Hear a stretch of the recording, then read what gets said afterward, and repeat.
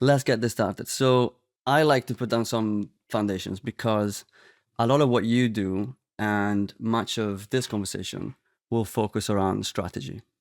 And strategy is one of those words that many people use, and often they're referring to different things potentially. So what does strategy mean to you? It's a very good question. And yeah, strategy is one of those words where I kind of almost cringe if I ever tell anyone I'm a strategist, because I don't think anyone actually know what that means. For us specifically, impact strategy. So that's the focus that we care most deeply about. So making sure that, whatever project someone is working on, big or small, that they actually have the impact that they are seeking to create, and that they know how to design that project in a way that will happen.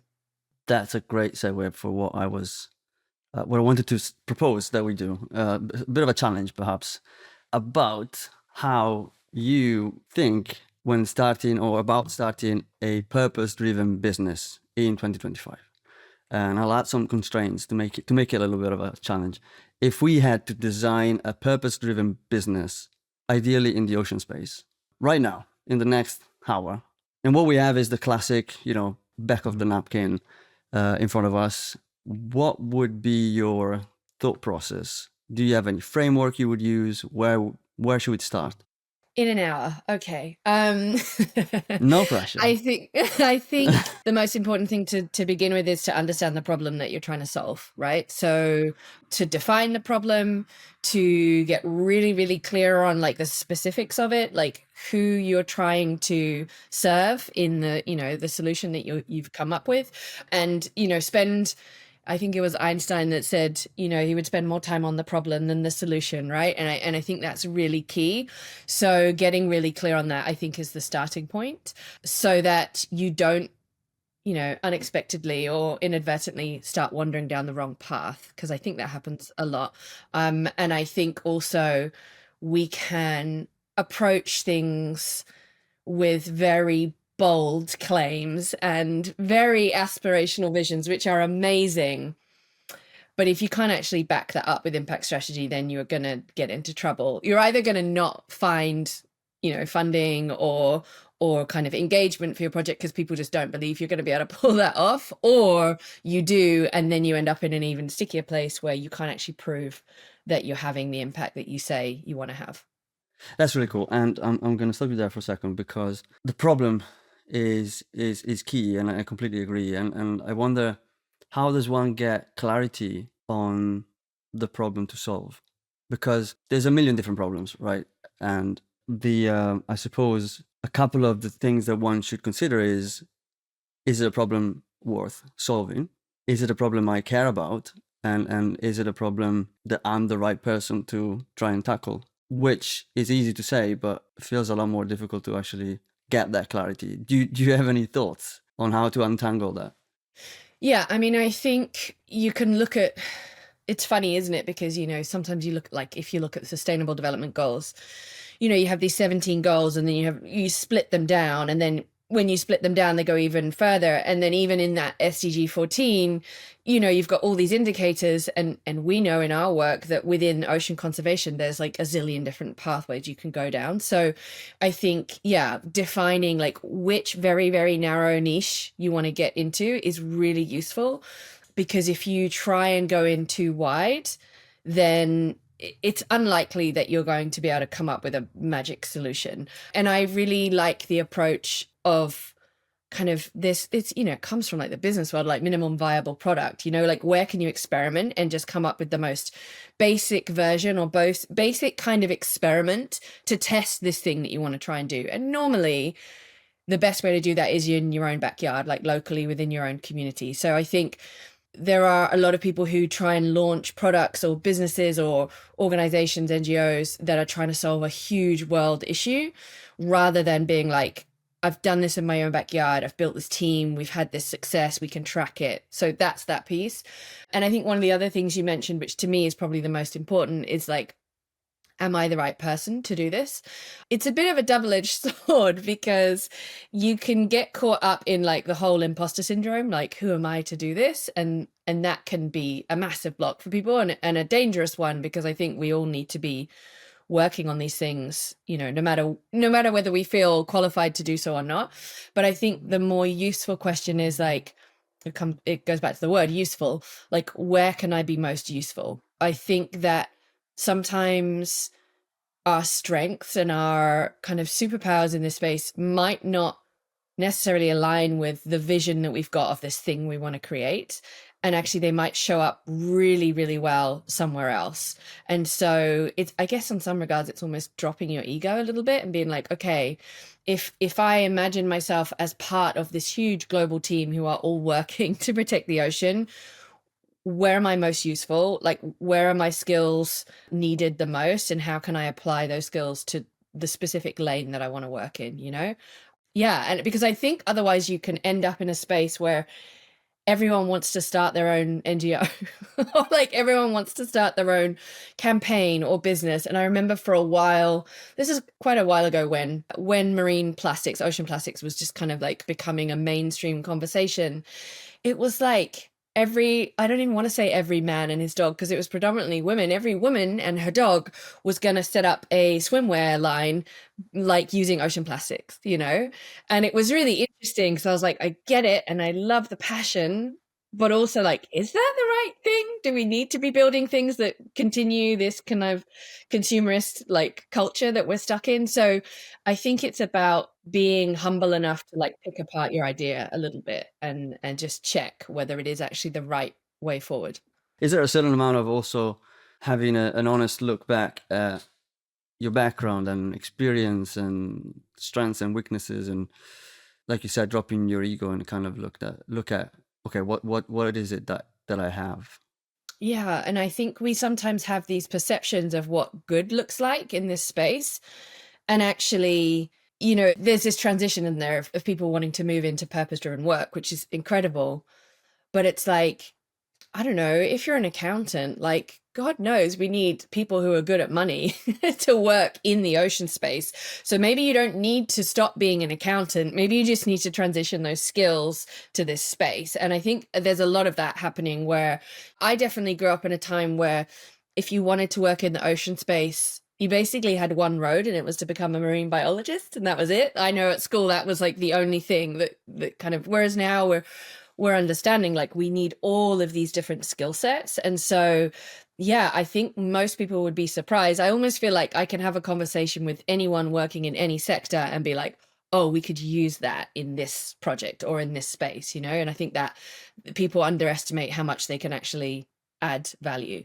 Yeah, that's an interesting point, and I completely agree. I think when I was in the position to having to pick what sort of university to go to and what sort of program to join, I wanted to be something environment related and sustainability related and purpose driven and all of that. And I kind of felt like there was no other option than going into something like environmental science, which is what I did in the end. And thinking to join like a business school or anything like that would make me cringe, because like, no, I don't want to make money.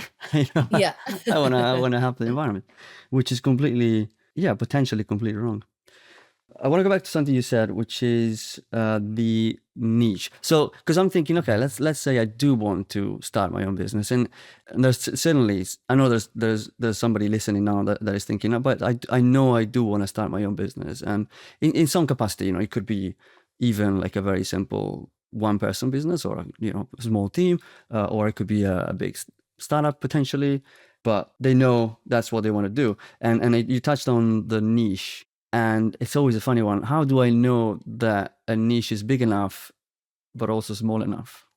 I think you'd be surprised how small you can go, and that's kind of that leads back to what I was saying about experimenting and that kind of minimum viable product, which is that you don't need a huge audience to resolve something. And when I look at the people who, of course, there are the like random unicorns who came up with an idea and immediately it was kind of able to be like kind of implemented globally. But actually the organizations or the businesses that have done a really good job normally started somewhere small and in a ridiculously niche area. And I think the benefit of that is that you become known in that space for doing that one really, really specific thing.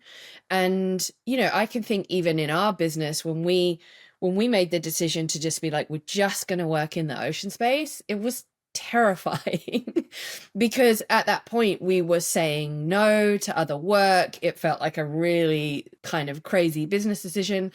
But over time, we became known for this very, very very specific thing. And I think if you can test it out and you can see that there's a market for it, even if it feels niche, I think it's worth pursuing. And I always think that's a better route than going like down a very broad kind of generalist route. For sure. So it sounds like the keyword is experimenting.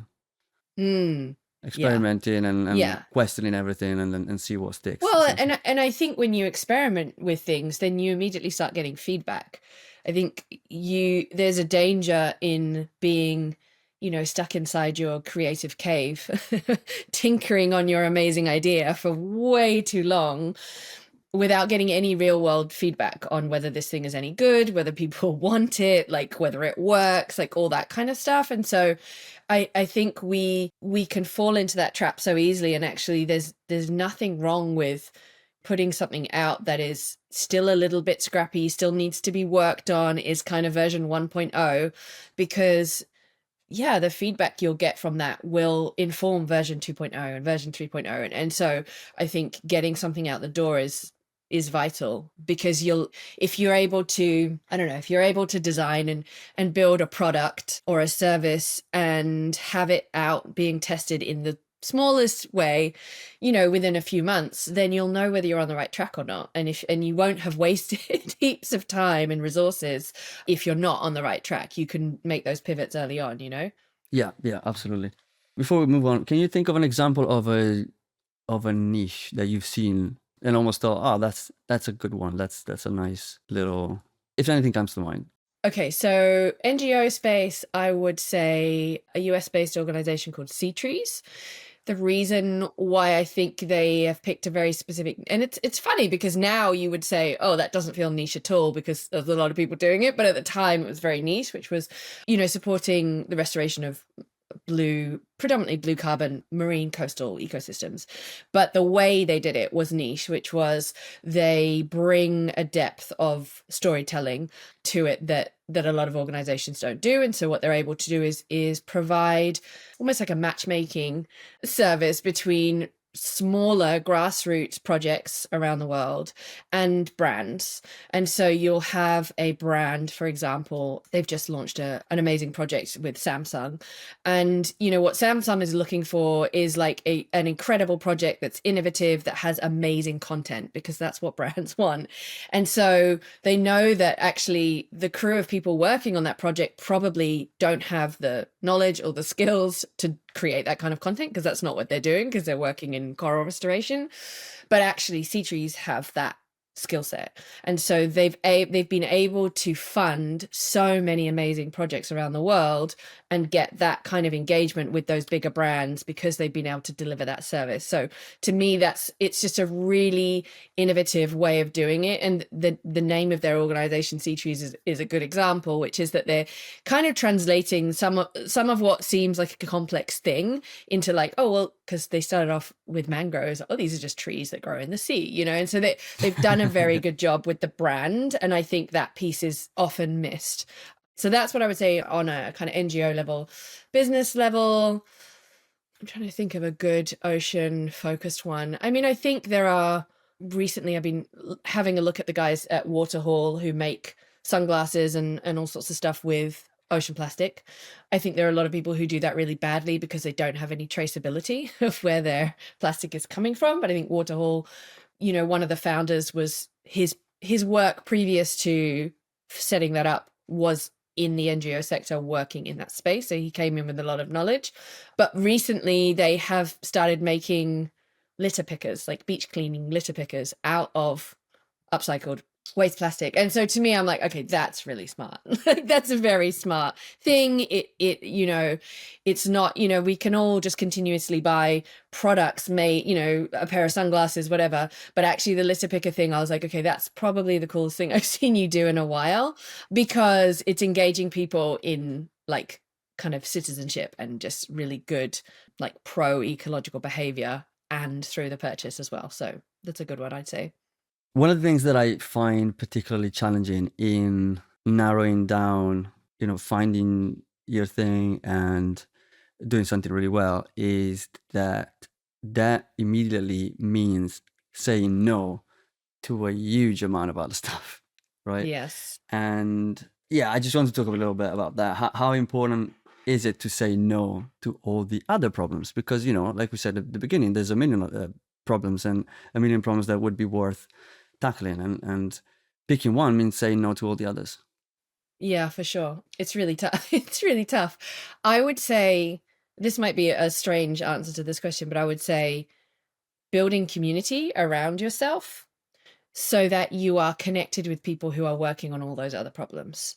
So what that helps you do, and I've been writing about it recently, is this kind of like micro and macro approach to your work. So it's like on one hand, you're going to get really, really niche and work in this one specific lane.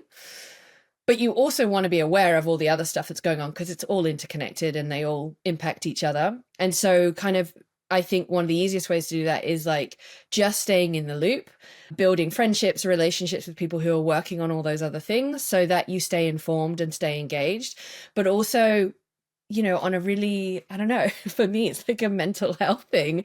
It's like, I know other people who are doing that thing. So I don't feel like, oh, well, we've decided not to work on this thing. And so now I feel really bad because I should be applying my time. I'm like, oh no, this amazing group over here are working on this and they are doing incredible work, and we'll champion them in any way we can and support them in any way we can.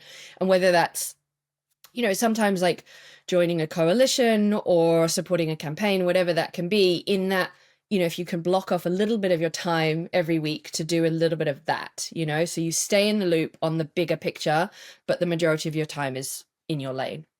I'll push back on that on a tiny on a tiny bit. Which is there a risk of, because you're connected to all these people and all these other lanes, to use your terminology, is there a risk of people coming to you and say, oh, we should collaborate on this project, we should do this together, we should, and almost the more interesting and active people, the more opportunity comes up and collaborations, potential collaborations, and again, you're back to saying no to a lot of people you respect a lot and a lot of people that you kind of want to maintain a good relationship with. It's a good question. I would say this goes back to your impact strategy, because if you've built out a good strategy and you have a good theory of change and you know what your impact pillars are, then you will just be able to kind of look at that opportunity and match it against that strategy and be like, does this help us? Does this help us do this thing?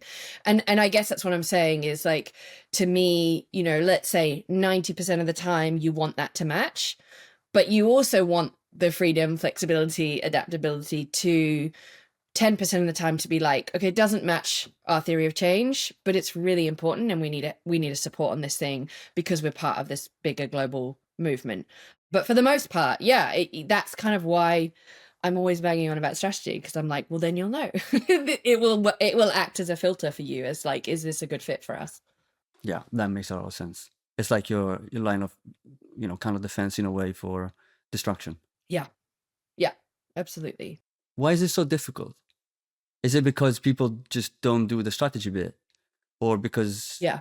Yeah. Okay. Short answer. Yeah. I mean, I think often enthusiasm will take over impact, like the vision and the kind of ideation process is so exciting that like most people don't want to like pick apart, like, but is this really going to have an impact and how will I actually measure that, on all of that stuff. And so I think that we can just kind of get started and get so caught up in the momentum of the thing we're trying to do that we don't take the time to do that work. And I think if you do that work, you realize like, oh, okay, this is actually building some framework and some structure around what we want to do, and we won't end up saying yes to 1,000 things and being involved in end up being involved in campaigns that are actually moving other people's impact forward, but not our own. Do you have any recommendations or a framework to build a basic impact strategy? This is what we do. We run a 9-week program where we basically build impact strategy with ocean advocates and activists.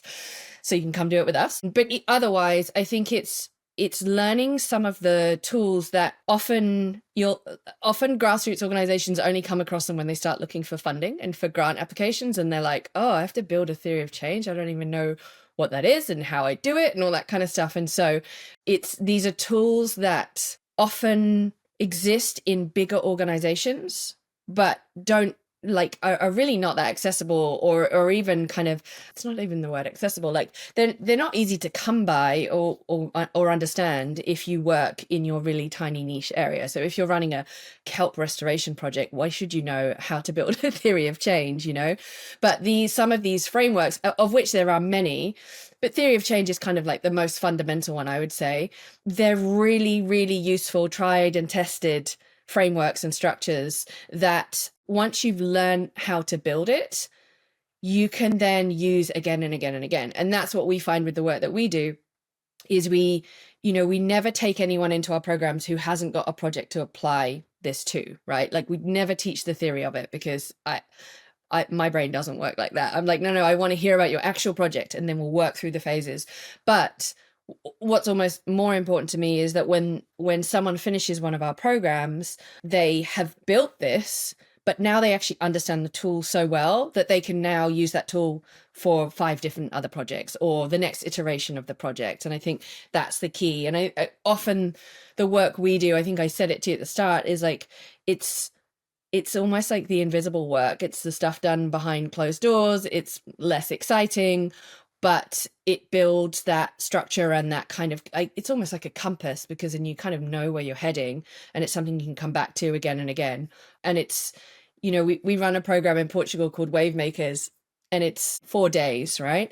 And what I often say to people is, like, if you can't afford to take 4 days off to work on your strategy, then that's the sign that you really need to take 4 days off to work on your strategy. Like, it's the piece that to me, it, like, the impact it will have for you and your organization or your business is like tenfold the investment of time.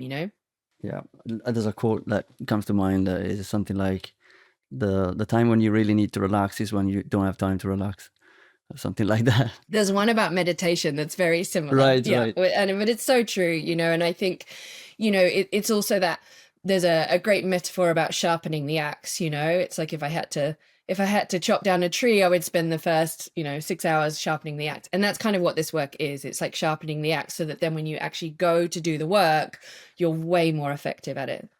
Design thinking seems to come up a lot in your work, and again, I'd like to start by going into what does design thinking mean to you, and why is it important? So I guess it's another framework. It's another way of looking at solving problems. It's very human-centered, and it's very iterative, right? So it isn't this very linear thing that you go through. What I love about design thinking is that there are like 1,000 different tools and ways of implementing it in work that you do. And I think often having a toolbox of different approaches can just make your life much, much easier, because you're like, oh, we're trying to figure out, the best approach for this thing with this community. And it's like, oh, okay, I know exactly which tools to use in that process. And so for me, I was really lucky to spend some time in Nicaragua. This is, well, I can't even remember how long ago it was. Maybe like 6 or 7 years ago, as part of a program called the Global Social Impact House, which was run by Penn. And they brought in what I would see as some of the best people who work in design thinking, which is people who work at IDEO, a big design firm. And they taught us a whole bunch of those tools. And for me, so much of our work is like teaching the tools and then helping people then be able to go on and teach them themselves. And I think that approach is really, it's quite rare. Like, I really love that kind of open source way of working, of being like, no, this isn't like, this doesn't belong to us. It's like a really good tool. Maybe we've adapted it slightly to work in this space, but like, take it. And now you go use it with your team. It's the best thing to do. And I think design thinking really lends itself to that. And, whenever we run, whether it's a workshop or even like if I've got like a speaking gig, my goal is always like, what tool can I give this group of people that they can now go away and use on their own? Like, I don't want anyone to be reliant on us or think that there are things that they can't do that can help them, because all of these are really, once you learn them, they're really easy to use, Is there a library or a resource that people can use to sort of find these tools? And yeah, I mean, there's a few that come to mind. So IDEO have some really great courses. They also have a whole load of really good free resources. I would say specifically in the like social impact space, Acumen run incredible, predominantly free programs, which is amazing, that can help learn some of those tools. Theory of change is one of them that they do, which is great. And even Google actually have some incredible resources around, they would term it, in that kind of design sprint type, much more business orientated, but all of their design sprint tools you can access online, again, for free.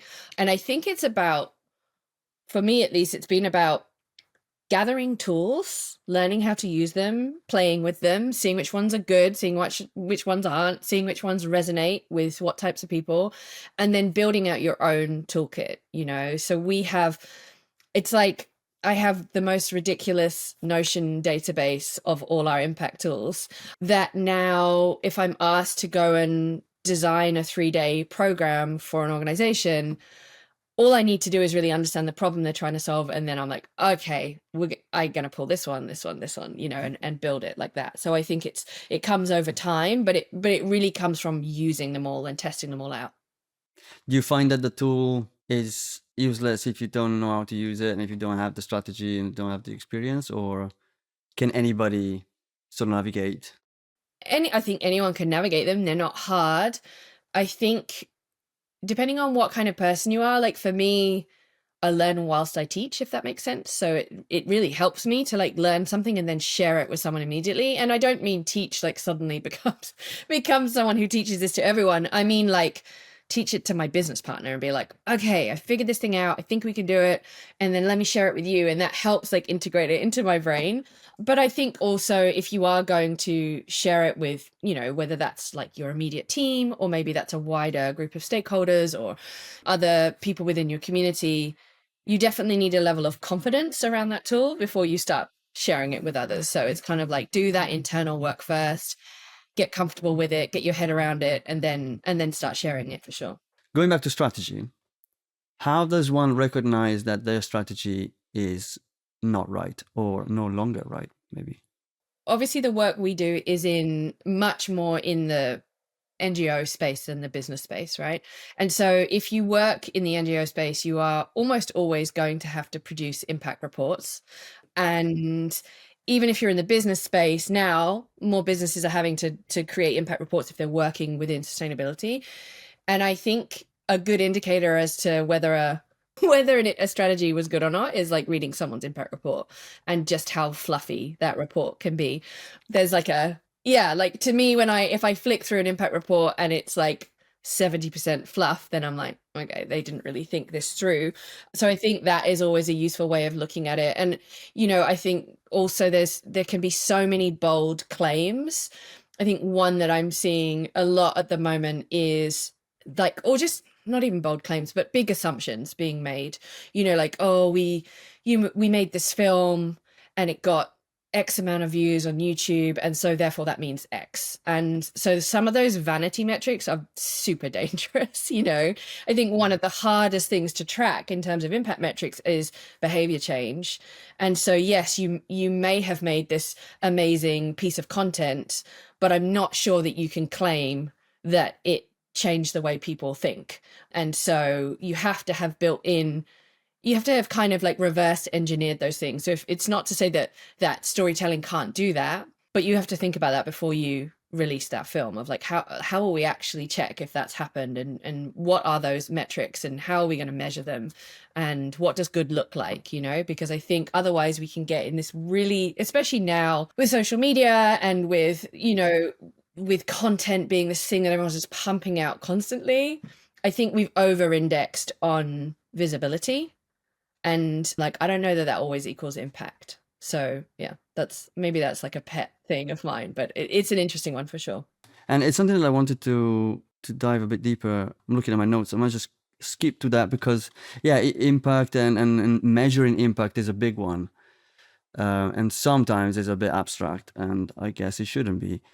And yeah, let's say, you know, we've designed our business or NGO, and say a year in, we want to get serious about measuring the impact we're having, whether because we have to, like you say, if we have to produce a report, or because we want to. How do you tell, like when you're in, I guess for you, looking at the report is one thing, but from the inside, how do you tell and steer away from the bullshit and more into real outcomes? I sound like a broken record, but ideally you will have built a theory of change. So you will have these really clear outcomes that you're like, this is what we're aiming to achieve. So before you even got started, you would have built that. So you'll know, oh, we're hitting our goals or we're not, you know, and you will have built out very specific impact pillars. Like I normally say to people, between 3 and 5 is great. Like any more than 5 is a lot. And it's What a is lot an of impact work. pillar? So an impact pillar is like an area of impact. So maybe, you know, maybe one of your impact pillars might be education, another one might be community, another one might be ecosystem restoration, right? So it might be these very specific areas. And under those, almost think of them as like umbrellas. Under that, you would have all the things and all the ways that you're going to measure whether you're actually moving towards those goals. And so I think that piece is really key. I think having a blend of quantitative data and qualitative is really useful, right? I think, again, people sometimes either fall way too much in one camp or way too much in the other.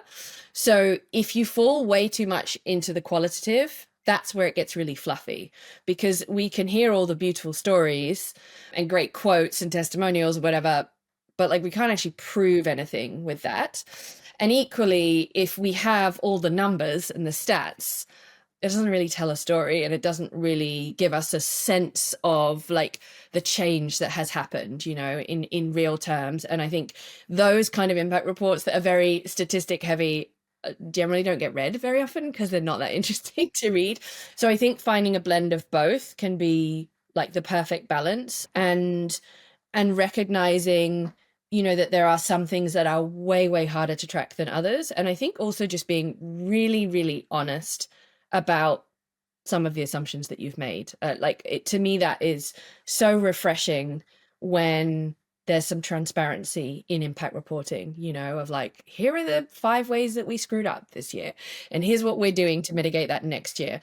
And I think that's really key, because otherwise we just end up with things that are too polished, you know. And one of the things that we try and do with our work is rather than showcase a finished product in our portfolio, we almost always show like, here's how we built this, and here's the lessons we learned in building this. I don't know if you know the NPR podcast, How We Built This. It's like one of my favorite.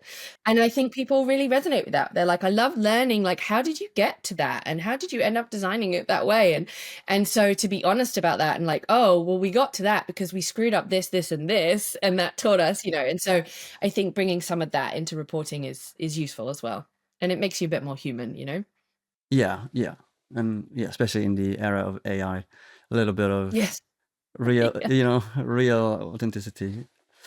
Yeah, I like that. You talked about vanity metrics. What are vanity metrics, and what are the most common ones that you see? Vanity metrics, the showy numbers that can seem very impressive but don't actually track to real impact. So, you know, for example, like we work on a project called World Ocean Day for schools, right? And we it has grown every year, and we have every year tried to evolve and kind of expand upon what it can do. But what I noticed probably like 3 or 4 years ago was that our impact reports, or at least our kind of snapshot report, which we put straight out immediately after the event, had a tendency to lean towards vanity metrics. So it would be like, we got this many views on YouTube, or we got this many schools signed up, or we had this many people have registered for the event type thing. But like, that doesn't really tell you if those things had an impact. And so for all that we see, and I'm using media as an example because vanity metrics show up a lot in that space, is like, yes, you may have created a film that people walked away going, oh my God, that was amazing. But like, what did they do after that film? Because otherwise the metrics of you kind of like how many people watched it, it's really hard to say, how does that actually track back to the impact that you want to have? So if if let's use plastic pollution as an example, if your film is about plastic pollution, then your metrics should be about reducing plastic pollution, and changing people's behavior, and maybe impacting policy or impacting how local businesses use plastic, right? Your impact metric shouldn't be how many people saw our film, because ultimately that's not necessarily shifting the dial. So I think it's, again, coming back to your strategy and going, are we measuring the right thing? Are we getting caught up in the hype? Because everyone, I know even like sometimes our partners will get really excited by the vanity metrics. And so like 3 years ago, we were like, we're not going to tell you those numbers anymore. Like, because you end up in this weird cycle where you almost get like caught in it. And then you're like, oh my God, I need that number to go up every single year. And I'm like, but why? Like, does that actually mean we're having more of an impact?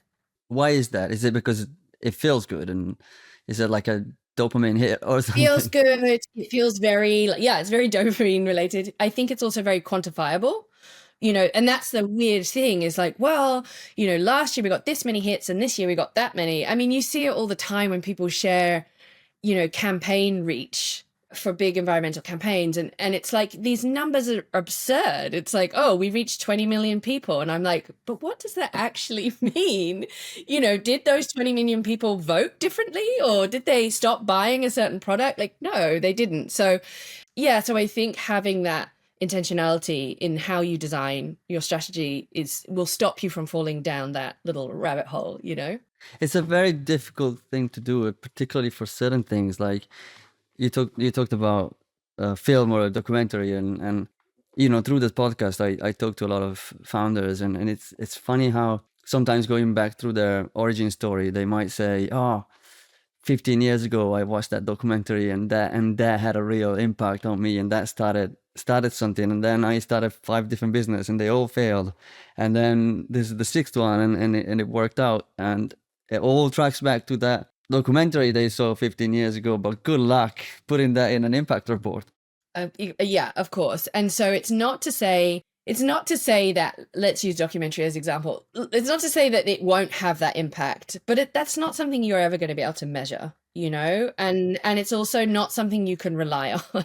Like, if that's your plan, it's like, this film will inspire one person to go, like, it's not super robust. And especially if you are looking for funding, whether that's in an NGO space, like grant applications, or in a business space, like investors, like, that's not going to fly. Do you know what I mean? Like, that's not good enough in terms of intended impact. So I think, yes, there are always those beautiful stories, and, hopefully you build community around what it is that you do. So you hear those stories and they come back to you over time, but they might not come back to you until like 5 years down the road, So yes, include that story in your impact report once you get it, but don't rely on that as your way of tracking your impact.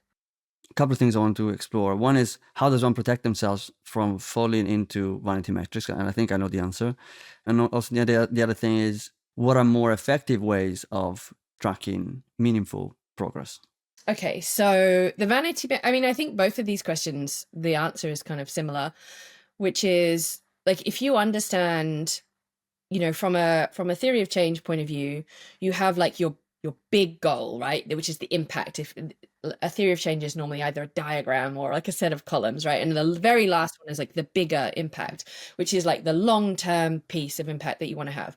And quite often that is not something that you will be able to tangibly measure, or at least it's not something that you'll be able to claim as yours in terms of impact. So, you know, your kind of final impact might be about, like for us at Protect Blue, ours is about amplifying the protection of the ocean, right? There's nothing that I can track to that to be like, we did that, you know, like because of our work, we did that. But if I go one column back, I can look at our outcomes and I can absolutely track everything in there, which is like, well, we believe that if we do X, then Y will happen. And if we do Y, then Z will happen, right? It's kind of how a theory of change works.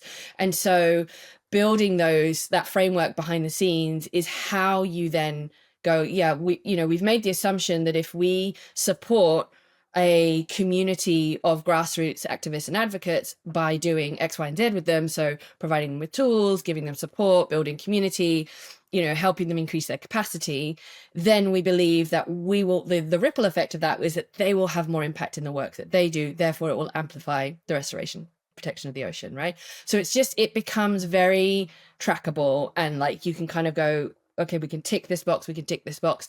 And then this last one, it's okay if we can't completely claim that on our own, but that's almost like our North Star, but you have to be able to measure all of those other interventions. And that's why it's interesting. Sometimes we have people come to us at the beginning stage, and I feel like they're a little bit luckier, because it's like, you are better to do this work at the beginning because then that will inform everything you do. Sometimes we get people come in who are already running like a great NGO or a great project, and they have to reverse engineer this because they're like, we've never done this before. And now we have to go back and be like, oh, okay. And so that can feel a little bit harder because sometimes they have to tweak things. Sometimes they're like, oh my God, all this time we were spending all this investment or energy on this thing, and it actually doesn't track to any impact. So there's a little bit more work there, but either way, it's important to do it. Is there any specific pointer that comes to mind in terms of course correcting? If you sort of get to this point and do this work a few years in, whether it's an NGO or a business or even a career, what are some of the ways to kind of get on track? Yeah, course correct. I would say be honest and transparent. Like, tell people why you're going to course correct. Like, be humble in that, and like, oh, we thought this was doing X, but actually we can't tell whether it is or not. So that's important. And then I think there's an element of being quite ruthless about it, of like, okay, well, like, what do we need? Do we need to sometimes make a list of like, what do we need to stop doing? And what do we need to start doing, And with that stuff that you need to stop doing, like, you have to have some kind of, element of ruthlessness about it, and be like, we all only have a certain amount of capacity in terms of time and energy and money. So it's like, let's stop funding these things that we know aren't actually having the impact, and pull out of that and jump into the things that we know are going to have more impact, Do you find that sometimes people or businesses get a bit attached to? Yes. Yeah, there's a bit of a sunk cost fallacy, perhaps. For sure. Like, well, we've been doing this for 3 years and and I think ultimately, one of the things that can be useful is if we'll use the ocean space as an example. If you're working in the ocean space, there are some really useful trackers that you can align with. So you're not just making up all of this in your own head. So whether you look at the Sustainable Development Goals and look at SDG 14 and then drill into the indicators and be like, okay, we're going to be working on this specific thing. Or if you look at the Ocean Decade, the UN Ocean Decade, there's 10 challenges. Okay, we're working on this specific challenge, and therefore we know these are the things we should be measuring. So it's not that it's like the Wild West and you don't even know where to start. It's like, no, there's some frameworks that you can slot into, and actually slotting into them will help you connect with other people who are working in that lane and who are building those things. So it's always like, really, it becomes way more collaborative once you kind of align with those things. I think for a while there, when they launched the SDGs, I mean, still now there's so much greenwashing, right? Where brands just put like, they'll just randomly pick, oh, SDG 14 and SDG 15, and they'll just drop those little logos on their websites. But what I've always found interesting when I've worked with businesses and brands is like, do you even know what the indicators are behind that SDG? And like, how is what you're doing helping those things? So like just becoming a little bit more investigative, around this stuff and be like, is this legit? Like, I think we are often lacking integrity in these spaces. And I think good strategy helps get rid of that problem, Yeah. It also sounds like it's about putting in the work, it's not just about slapping a logo on a website. It sounds like there's generally quite a bit of work that needs to be done behind. Whether that's a bit intimidating, or where people think, oh, I'm busy, I've got a business to run, I just want to look good, But ultimately, I think doing that work will benefit your business, your brand, your NGO, because you will be able to really confidently report on the impact that you're having. And I think we're seeing that now, where you can see the organizations that have done that work behind the scenes, because now when they come out and they tell their stories, they're really robust. Like, they're really robust stories, and we trust those kind of organizations more, right, than the ones with the really bold claims that then when we look behind the scenes, we can't really back any of them up. Do you work predominantly with NGOs or a mixture of for-profit businesses? A mixture. Mixture. Yeah, a mixture. I would say, so we have two arms in Protect Blue. One side is an agency, so where we get hired to do the strategy for other organizations. So we do strategy, storytelling, and education. So sometimes we build curriculum for, ocean-focused NGOs. Sometimes we run events. Sometimes we'll build strategy. Sometimes we'll run, 3-day programs for their team, that kind of stuff. So that side, I would say 70% NGOs, and then the rest is a blend of brands. We're really picky with the brands that we work with because we need to make sure they're actually legit and aligned, and also quite a bit of work with government. So we kind of that lane as well. And then the other side of what we do is working much more with grassroots organizations, and that's all the training that we run. So that side is like where we take, I like to look at it almost like we're democratizing some of those commercial skill sets that the NGO will pay us, whatever, to do for them. That small beach cleanup organization in my local town cannot afford to pay an agency to come in and do that. So they come to one of our workshops, or they join one of our programs, they learn how to use those tools themselves, and then they can implement them. So it's kind of like, helping both sets. And what I like about it is staying in that agency lane keeps us really relevant. It keeps us in like practitioner mode, because we're working at that level, we're continually kind of doing that kind of work, and then we're able to almost take that knowledge and then share it with everyone else, being like, hey, here's a really good way for you to do XYZ. And when it comes to for-profit businesses and maybe government even, do you find that the people you interact with are receptive to putting in that work, or is it a tough sell? I think what's interesting is, well, for one, I don't want to work with anyone for whom it's a tough sell or it's a tick box exercise, because I'm like, that's a waste of our time. But one thing that I have noticed in the last few years that's interesting, and it's a risk, which is that, we have become so fast to judge brands and governments, but let's talk about brands around greenwashing, right? And we're like, oh my God, they said this, and is that now what it's having is this almost reverse effect, which is sometimes called green hushing, which is where brands almost get stuck in fear, where they're like, we don't even want to do anything because we don't want to do it wrong, and I've definitely come across that, where brands have the capacity, have the finances, have the will to do something, but they're terrified to put a foot wrong, because we've all seen those brands that have been torn down. And so I think that's a really interesting problem that we're dealing with at the moment, which is like, we can all become a little bit righteous around this stuff. And it's like, okay, but like we kind of need everyone to be moving in the right direction. And it, you know, I'm not speaking about the brands who are blatantly greenwashing and who are blatantly, you know, wrecking the planet or treating people unfairly, but when it's a brand who are like trying to do the right thing. And again, it comes back to transparency and like, yeah, we did really good with this, but actually we didn't even think about this thing. But if you can at least say it and be like, and so now we're going to do something about that, then that helps. But that is an interesting thing that seems to be popping up more and more. No, I can see that, and it must be quite difficult as well to communicate all of that and all the sort of behind the scene on a packaging, on a box, on a product, you know? Yeah, and I think times are changing in so much as like, you know, brands are starting to see like, oh, consumers are actually looking for this now, where they really weren't before. I was in the first cohort of training with B Lab, so the B Corp certification program in the UK.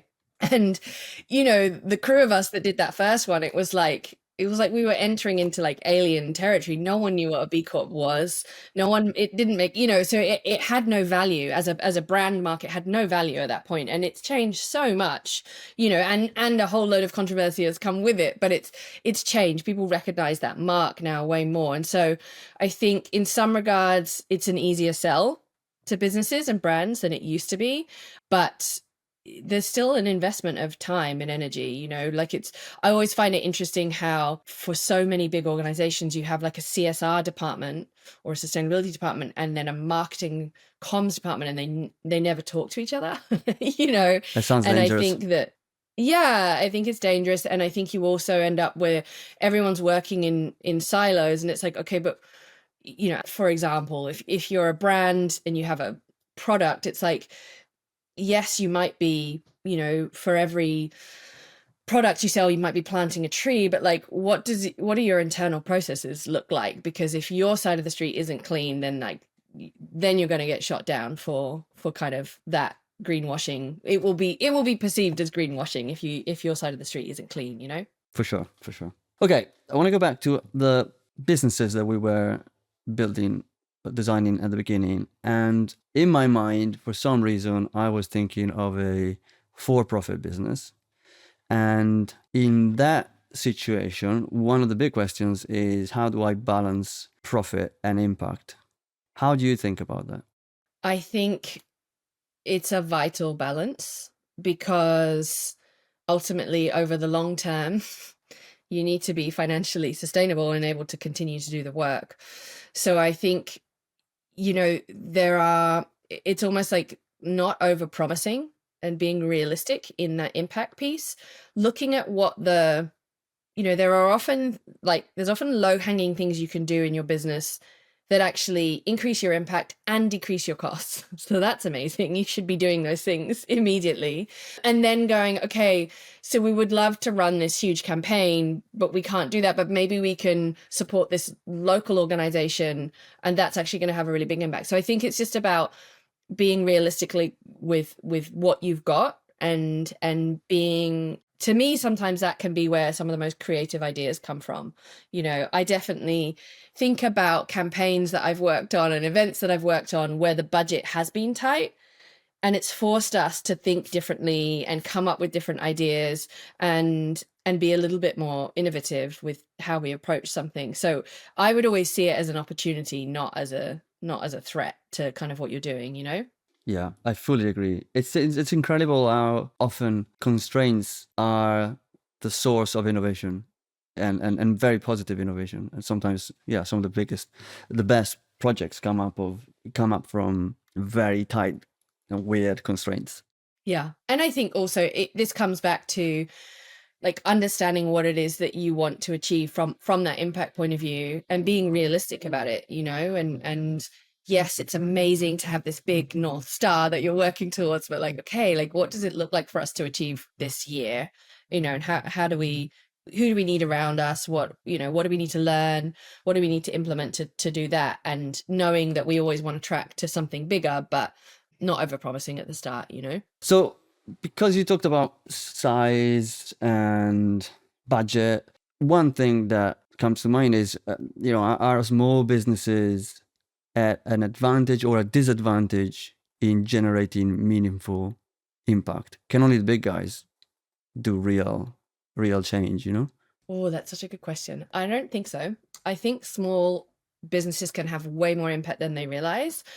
I just think we need to look for like for like. So it's like if you're a small business and you want to have an impact in the ocean space, find a local grassroots organization that you can support for whom that 500 euro donation every year will have a huge impact for that organization versus a 500 euro donation to WWF probably won't even touch the sides, and you probably will have no idea like where that money went and what it did, right? So if you like stay in the space that you're in, be like, okay, so whatever the issue is that you want to have an impact on. So let's say it is, I live on an island, so I'm like looking at the beach as I'm talking to you. I'm like, maybe it's cleaner beaches. Then like, okay, who's working in our local space for that? And how do we support them? And how do we help them grow? And in that period of time, we can do that. And I think, sometimes we think those bigger brands or bigger organizations can, are the only people that can make a difference, but actually they tend to be really like slow moving machines, And so, you might have a meeting. I say this as like within the NGO space, you might have a meeting with a very passionate, head of sustainability, but they still have to get that through like 7 other people to get it signed off. Whereas if you meet the founder of a smaller organization or a smaller brand and they're like, yes, this is amazing, like you can make amazing things happen really fast, So to me, there's such power in the grassroots NGO space, and there's also such power in the smaller brand and smaller business space. Everyone's just a bit more agile, So there's this project you've been involved in, which I've been reading about and found really fascinating, as the Seaweed Surfboard project. And I was wondering if you could tell the audience about that, because I really think it's an amazing case study, and one a lot of people would find interesting. We're definitely not the stars of this project, so let me put that out there straight away. So this is a collaboration between a Sustainable Surf and Charlie Caden and Ryan Hervey. So it's kind of a funny story how it came about. So Charlie Caden is he's actually an engineering student. He's based in Jersey, where I live.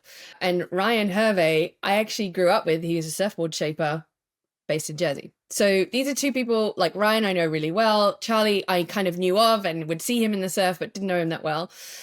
So I didn't really know what Charlie was doing, other than that I had heard he had won a competition which was run by the surf brand Whistler. A few years prior, he'd won a competition for a board that he'd shaped.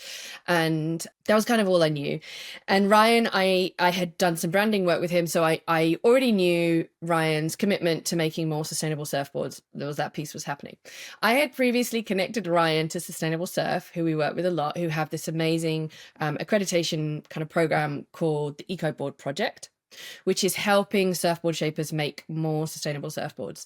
So what's kind of interesting about the surf industry is like there's this perception that surfers, these big environmentalists, and I'm afraid that is kind of a myth on multiple levels. One, the majority of the equipment that we use is actually really toxic, from the neoprene that goes in our wetsuits to the chemicals that go in our surfboards. So that's one side. And then equally, surfers actually aren't always as engaged in sustainability as you might assume them to be. So Sustainable Surf are doing amazing work trying to like shift surfing and surf culture into a more sustainable space.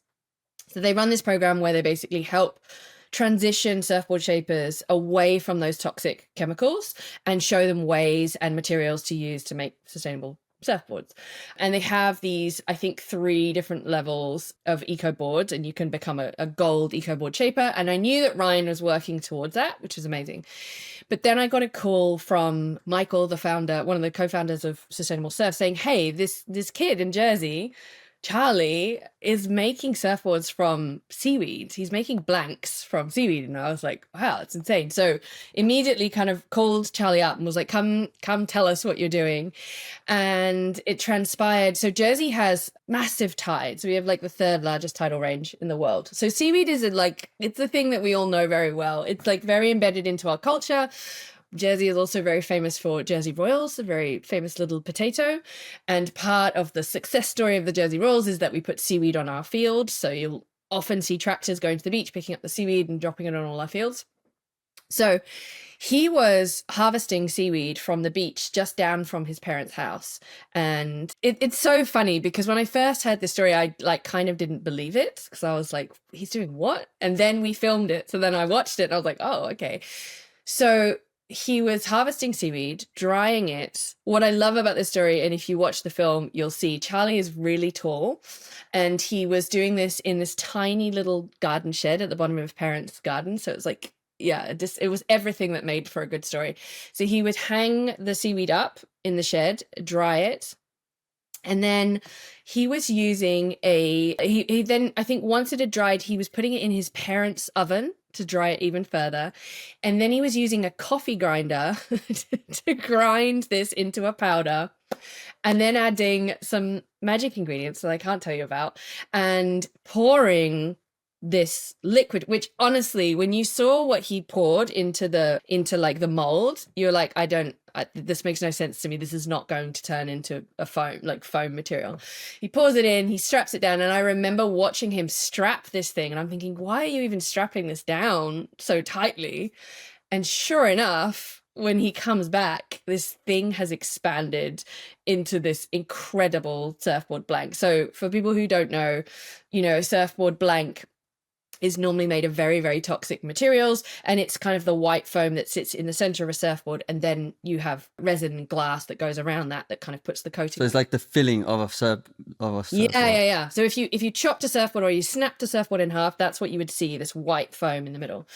And so Charlie was experimenting. Michael was like, we have to tell the story. This is so cool. Do you think we can get Charlie to make another board? And so we kind of matched him with Ryan, because Ryan has been shaping for many years, so kind of almost like in a mentorship role. Ryan also was working his way up to become a gold eco board shaper. So he kind of had the knowledge of like what to glass it with and what materials to use. And like he's been using flax and all sorts of amazing materials. And so the two of them came together to make this board, and then we shot the story, and it's an incredible story of innovation. Like there were so many fuck ups in this story. Like there's one bit in the film where everyone's like really excitedly watching something in the factory, and then it goes really horribly wrong and we had to start again from scratch. But that just happens with these kind of projects. And I think what's interesting with this is like, it's not so much that Charlie, with that specific project, was looking to create this big scalable model. And it was more like, is this possible? Like, are there different ways of doing this thing that we have always done in this way and just accepted that's how we need to do it? And so, yeah, I think it's a really good story to tell, and to help us like unpick some of those things in certain industries that we just haven't questioned, Absolutely. And yeah, like you say, it makes for an amazing story. And the video is brilliant. I'll put it in the show notes along with everything else that we mentioned today. It's definitely, it's not very long. It's maybe a few minutes. It's definitely worth a watch. And Charlie's he's been doing amazing work since, as has Ryan. So it's nice. Yeah, it's nice to see like the evolution of that project, And I think just starting to like look at different materials and how that can impact an industry. Yeah, I wonder if then the same material could have impact on other industry, perhaps, because you think like a foam like that could possibly be. Yeah, I mean, it's like if you nail that kind of formula, yeah, suddenly there's a lot of options for it, which is super exciting. Okay, where do we go from here? We skipped ahead a little bit. There's a few things I want to go back to. Don't have a huge amount of time, but something I think it's really important that I wanted to at least touch on, which comes from an article that you wrote where you talked about the fact that many young people coming into the ocean space, whether as ocean activists or looking to create a business or a career, to a certain extent, they've been sold a lie. Yeah, it makes it sound really harsh, doesn't it? But I think what's interesting is that, we all saw that there was a huge gap in terms of having a youth voice involved in all things climate, right? And that was kind of magnified when Greta came onto the scene, and everyone was like, oh yeah, that's right, young people have a voice. And so what happened since then is it's incredible. Like it's we've seen this movement of, you know, youth activism and youth engagement, and whilst we could look at that and think that that's real progress, again, this comes down to this visibility thing. So we're like, oh, there's loads of young people at these conferences now, and there's loads of young people involved in these things. But actually, when you look behind the scenes, and actually when you speak to a lot of young people, what they're saying is like, yeah, I've been asked to show up at this panel and I've been asked to do this, but like I have to self-fund my travel to get there. Or like, I don't actually know how to make money. Like, yeah, I've got a massive Instagram following for all my, you know, ocean activism, but now what? And I think we've almost like focused so much energy on like bringing the youth voice in. We haven't actually asked, like, how do we actually support young people? What do they need? Like, actually, they really need like mentorship and tools and paid opportunities and access. They don't just need access, they need paid access, you know? And so I think the space that people are walking into, I think you're almost seeing a lot of young people feel quite disillusioned by it once they're in it, because they're like, oh, hold on a second. you know my my profile might look like I'm doing really well because I'm an ambassador for these 4 different organizations and this brand, and I got invited to go to this event and I'm speaking on this panel and I'm on this podcast, but like I don't know how to build a career, you know. And I think it's a fairly new problem, because we have done a great job of bringing youth in and we need to do more of it, but I just don't think we've designed it that well, you know.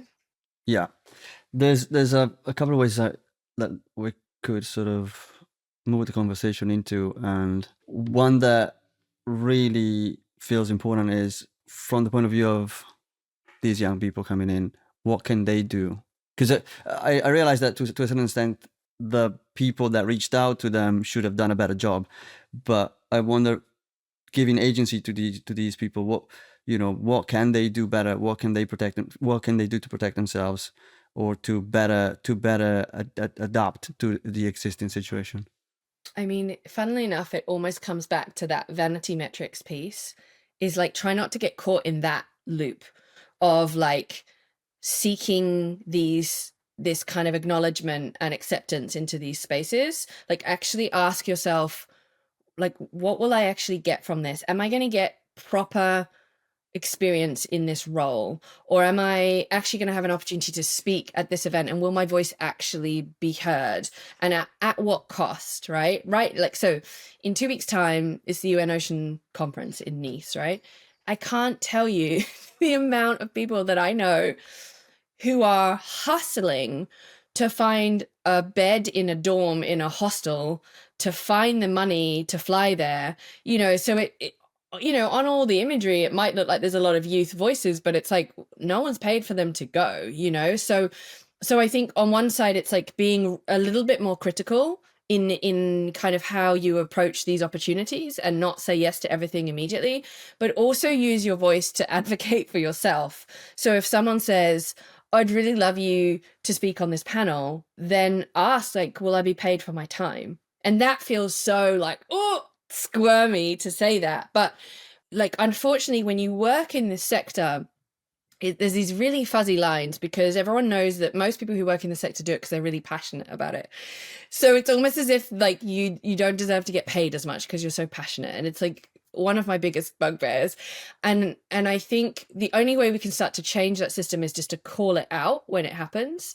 You know, I've done it a few times, and I have squirmed myself and made other people squirm in meetings, in boardrooms, when I've pointed out that everyone else in the boardroom is being paid for their time to be in that meeting and I'm not, you know. And I'm like, so that's interesting. Like, somehow we all have to pay the same rent and the same groceries, but my time is less valuable than yours because I work in ocean conservation. So I think it's having the balls to like say these things out loud, and I think collectively, as everyone does it more and more and more, then you know, of course we should be paying attention to this anyway, but it's not happening enough. And so I think pointing to it when it happens in the moment is key. And I guess the other side of it is, and this is where I'm going to show my age, is like, also be careful around your own levels of humility. And by that, I mean, like, don't assume that because you've got a big following or that you are an ambassador for 5 different NGOs, that you somehow have 20 years of experience if you're 21 years old, right? And so what we sometimes see is younger people, and I get why they're doing it, because they're like, I don't really know what else to do, like positioning themselves as consultants or, you know, heading things up when they actually haven't had much time doing that work. And so I think, you know, that's where good mentorship comes in. That's where good paid opportunities come in, so that there are pathways to this. And I think the paid opportunities is also really important for a totally different reason, which is what we realize is that when we ask people to volunteer and do stuff for free, not only are we not valuing their own time, but we're actually making that opportunity really exclusive to the people who can afford to do that for free, which is why, you know, predominantly you will see the volunteers for lots of these organizations as like pretty privileged young white people, right? Because they get to live at home, because someone else is paying their bills, because, you know, their parents paid for them to fly to the conference, right? And so you end up with this really skewed representation of the youth voice, because we fall into this thing. And I've done it myself. You know, people said, oh, you know, how have you built your career? And I would say to you, oh, I did loads of stuff for free. Like, I volunteered at loads of things and I said yes. But now I look back and I think, oh shit, actually that's part of the problem, you know, is that if everything is expected to be done for free, then automatically we're not accessible to people who can't afford to do that. You know, it's a privilege to volunteer, you know. That's a very good point. It almost feels like it's normal. Yeah, that's what you do. You know, at the beginning, Right. you hustle. It's you the work story for we free. tell, isn't it? Yeah. It's almost seen as a with some sort of romantic halo. You know. Yeah. And I'm not saying that those opportunities aren't great, because they are. And I'd be lying if I said I didn't do it myself. But I think I've just become way more aware over the last few years of like, okay, that isn't a fair system. It isn't a fair system and we need to do better. Like, and that involves, you know, all of those bigger organizations and brands and everyone to look at like how they're positioning this. You know, it's a classic. A friend of mine, Soraya, wrote an amazing article about it recently. It was called The Paradox of the Free Jacket. And it was about outdoor brands offering, you know, a free jacket in return for content, you know, from these folk. And it's like, yeah, that's kind of bullshit, because like, you know, I don't need a free jacket. I need someone to pay my rent. So, you know, and I think it's very prevalent in that space, that like kind of outdoor brand space, but it also happens a lot in the ocean space. There's so much we could talk about. I almost feel like we're gonna need a second part. What are some of the projects you hinted to some of them earlier, one of them at least? What are some of the projects and events that you're particularly looking forward to? Well, in 2 weeks' time, we go to UNOC. And for the last 3 years, we've been doing something kind of fun at these events. I don't know if you've ever been to any of these big climate conferences. They tend to be quite overwhelming and full on. And so along with Sea Trees, we run something called Water Breaks, which is basically kidnapping people from conferences and getting them in the ocean. So we launched it in Lisbon a couple of years back, and we basically facilitate that experience for people for free, and we do all the logistics. So we're like, hey, let's get you in the surf as part of your ocean conference. Because what normally happens is people go to these things and they see inside the conference room and that's it. And they leave and they like didn't see the city that they're staying in, didn't get any time in nature. Like, we know from our work, we have kind of 2 strands in our work: direct work with activists and advocates, which is strategy and Stoke. We've spoken a lot about strategy, but this falls in the Stoke camp, which is like, are you taking care of yourself? Are you making sure you don't burn out? So yeah, so when we go to Nice in a couple of weeks, we're running like breath work and stand-up paddle sessions every morning. We are ridiculously oversubscribed, which is like sometimes a good problem, but also a bad problem, because I have to say no to a lot of people. But to me, what that shows is like how needed that service is like, we need to take care of the people who are doing the work. We can't expect people to just be grinding constantly. So that I'm really looking forward to. And then we also have our next cohort of Undercurrent coming up in June. So Undercurrent is our 9-week program that has these two sides to it, strategy and Stoke. So one side is like, you're going to build your impact strategy with us from zero all the way through to like having it in your hands. And the Stoke side is making sure that you are spending enough time in nature, is teaching you nervous system regulation, breath work, like all of these other pieces. So what's interesting is like, it's kind of what I said at the beginning, both of these elements are hidden, you know, but so important. And so we like to do both, like make sure people are doing that. And, you know, the Stoke part is also like, are you taking care of your team? And are you making sure everyone's okay? And like, you know, by having a focus on both, what that means is like you're more likely to have the impact that you want to have if your team isn't burnt out and like falling apart.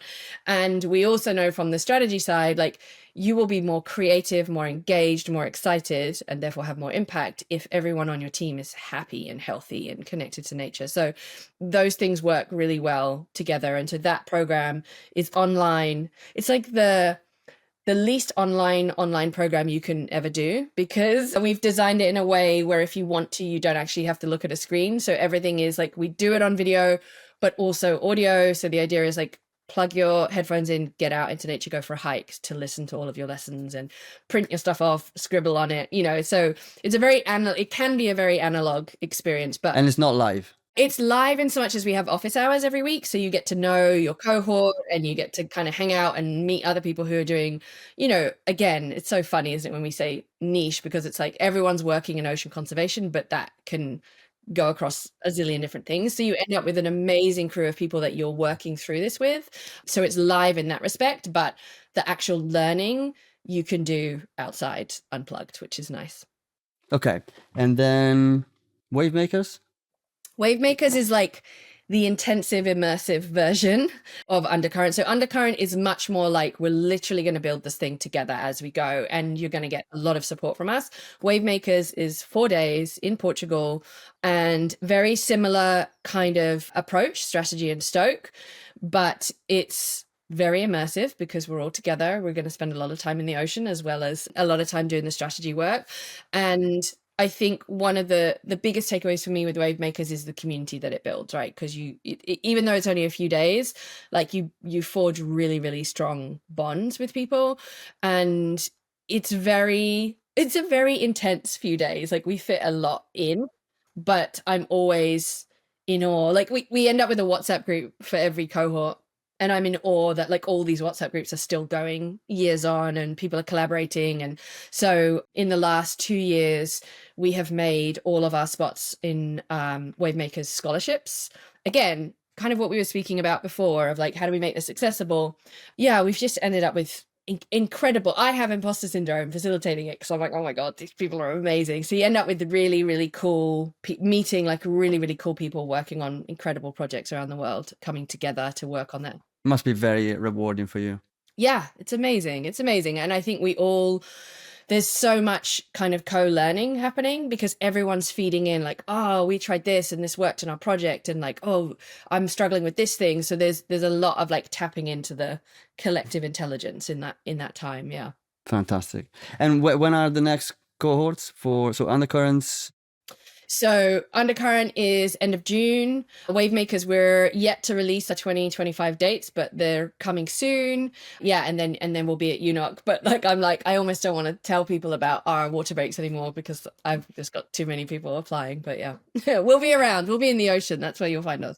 And if you wanted more people to apply, where would they go? The best place to go is just our website, so protect.blue.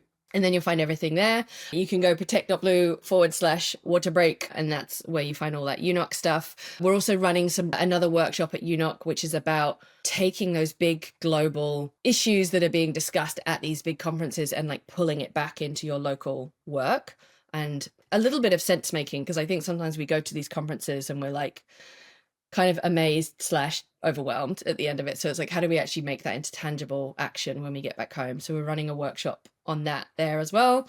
Yeah. So, I mean, everything's on our website. Amazing. Lots of opportunities. Yes. To get involved.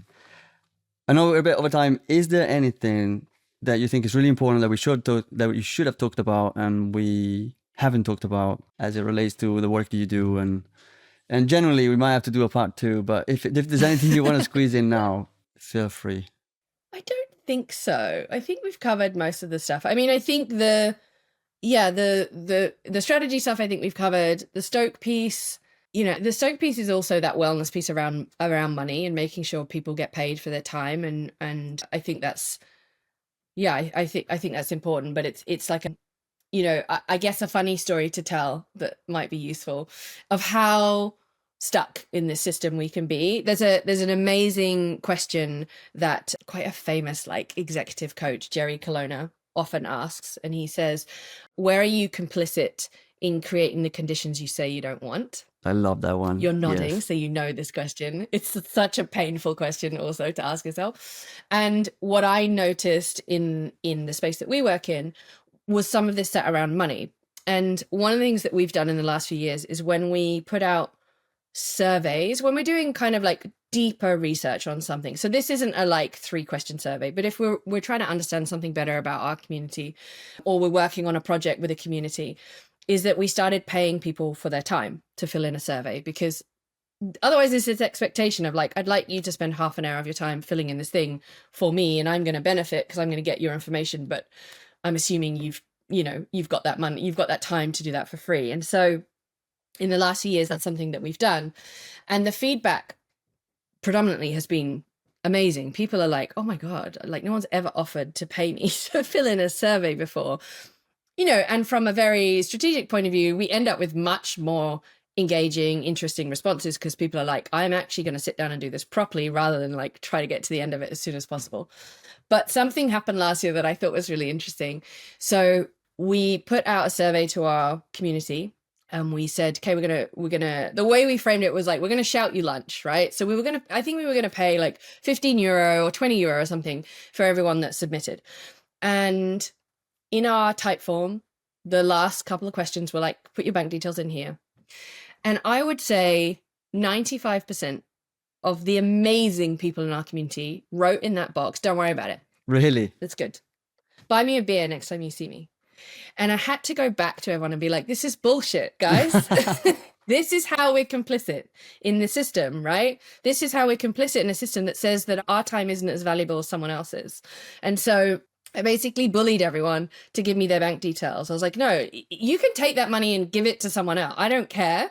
But you need to accept the money for your time. And I think that's the piece, that there's something really broken in the system that we work in, that we, you asked that question before about like balancing profit and impact. And I think even if you take the word profit out and just balancing like financial sustainability and impact, it's so important. And, we've definitely had people come to Wavemakers or part of Undercurrent who will really proudly tell you that like every dollar that comes into our organization goes directly out back to the projects that we work on. And we're able to be like, that isn't good because you're working for free. It might sound good on paper, but like it's not sustainable. And ultimately, eventually you will end up resenting that work because you're not actually being paid fairly for it. So it's like a much bigger piece that we're like trying to like put a little dent in ourselves, even if it's just speaking about it and in our own way, trying to shift the needle on it. But yeah, it's an interesting piece for sure. Right. It sounds like a good point to bring this to a close.